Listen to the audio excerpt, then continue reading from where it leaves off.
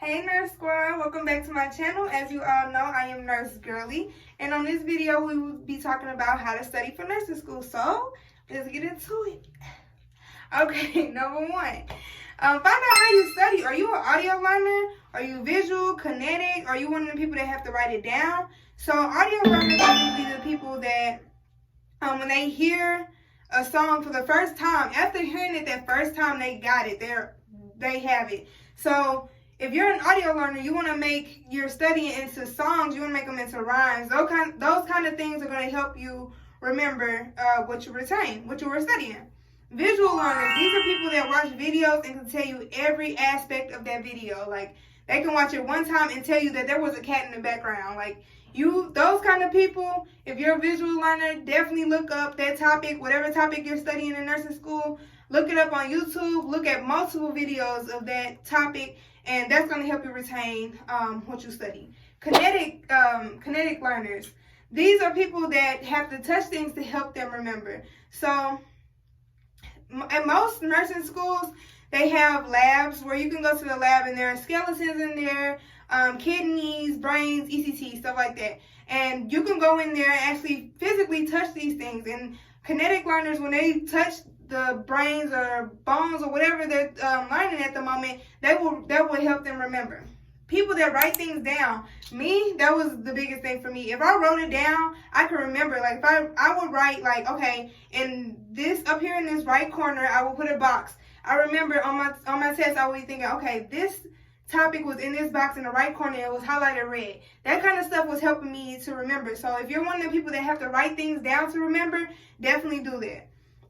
Also, set a timer. So the biggest thing for me, I would study like 3 to 4 hours at a time. I would set my timer on 3 hours, for example, put my phone on do not disturb or silent, and I would move my phone completely away from me and study until my timer goes off. I will not touch my phone. I will not respond to texts or calls. And at that time, if you have your phone on do not disturb, you're not going to get those calls and texts anyway. You don't need any distractions when you're studying.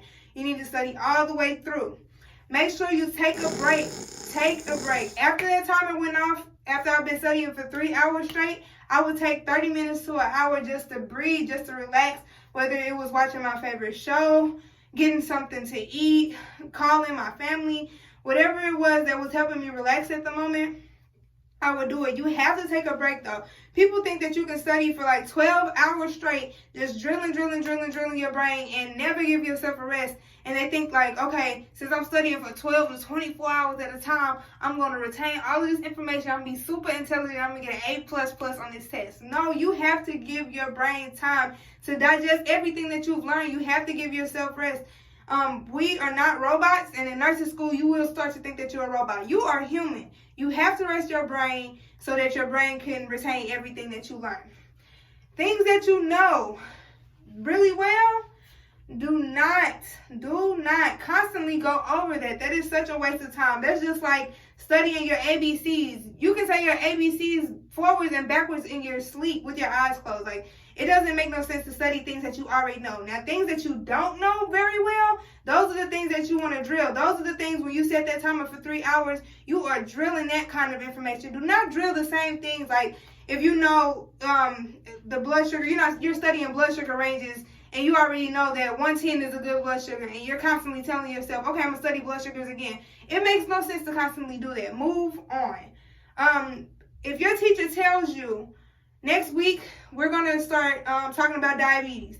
This week, you need to start reviewing diabetes, whether it's looking at videos, reading your books, whatever it is, make sure you review that topic before the teacher starts reviewing it. So when they review it that following week, it's stuff that you already heard, and you hearing it multiple times is going to help you retain it. And of course, your teacher is going to say things that you probably did not read, or you probably didn't notice when you were reading, or you didn't hear in that video that you were watching. So that kind of stuff, you want to write that kind of stuff down, like the new things that you did not know. Write that kind of stuff down.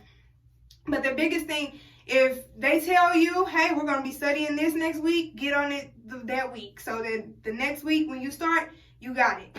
And realize that you might have to change your studying every semester, probably every test, because the way that you study for this test probably won't work for the next test. Like, say that you took this test on diabetes again, and you failed the test. Whatever you were doing prior to that test completely washed that away. That did not work. So you need to change up how you were doing it. If you studied like a visual learner for the diabetes test, you need to switch it up. Maybe you need to be a kinetic learner this time. Maybe you need to be an audio learner this time. Maybe you need to write it down and constantly write it down and highlight and bubble and stuff like that. Maybe you need to do that this time. Switch it up.